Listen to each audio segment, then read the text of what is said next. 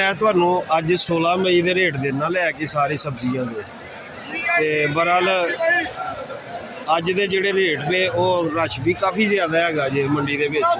ਮਸਾਲੇ ਦਾ ਰੇਟ ਮੈਂ ਤੁਹਾਨੂੰ ਅੱਗੇ ਦੱਸਿਆ, ਰਸ਼ ਵੀ ਜ਼ਿਆਦਾ ਹੁੰਦੀ ਪਈ ਆ ਤੇ ਥੋੜਾ ਜਿਹਾ ਮਹਿੰਗਾਈ ਵੀ ਹੋਣ ਰਹੀ ਹੈ।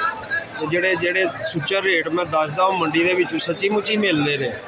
ਬਾਕੀ ਭਾਈ ਜਿਹੜੇ ਦੋਸਤ ਨੇ ਇਹਨਾਂ ਨੂੰ ਗੁਜਰਾਲਾ ਇੱਕ ਮੰਡੀ ਜਿਹੜੀ ਹੈ ਨਿਮਤ ਕਿ ਮੰਡੀ ਵਿੱਚ ਆ ਕੇ ਤੁਸੀਂ ਸਸਤੀਆਂ ਚੀਜ਼ਾਂ ਤੇ ਸਸਤੇ ਸੌਦੇ ਖਰੀਦ ਸਕਦੇ ਹੋ। ਬਾਕੀ ਰੇਟ ਮੈਂ ਤੁਹਾਨੂੰ 3-3 4-4 ਚੀਜ਼ਾਂ ਦੇ ਇਕੱਠੇ ਲੈ ਕੇ ਦਿੰਦਾ ਅੱਜ ਦੇ। 300 रुपए दी धड़ी है देसी मिर्चा अंकल दे कोल 300 रुपए धड़ी। अच्छा जी लंबे बैगन है ये 500 रुपए की धड़ी है और ये जो गोल है ये 400 रुपए की धड़ी। वीरो की रेट चलिया करेले का? करेले का की रेट है बाबा जान? करेले का रेट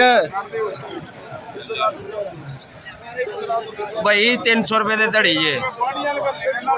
माशाल्लाह काली तोरी की पैकिंग चेक करो यार, आ पूरा गट्ठा बनया जे, उतों एक एक लहर लाई जाते ने थल्लों निकली जाती। बाबा जी है की भाव जे? की भाव?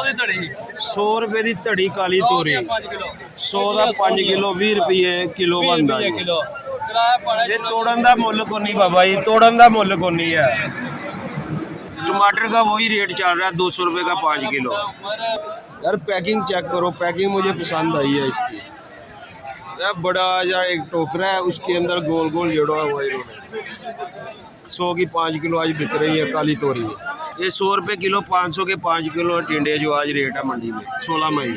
मैनू लगता है सारे सौदे विक जा रहे हैं, रश ही बहुत है, बहुत ज़्यादा रश है आज। हाँ हाँ बहुत ज़्यादा रश है, सारी सौदे निकल जा रहे। गोभी 450 रुपये की धड़ी है अज। अच्छे वाली भी दिखाई सी, ए वाली भी देख लो 450 रुपये धड़ी।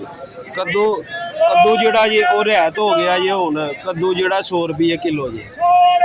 अंकल को ये अब 50 रुपये किलो तक आ गया, जो 100 रुपये किलो थे ना अब 50 रुपये किलो चारी आम है।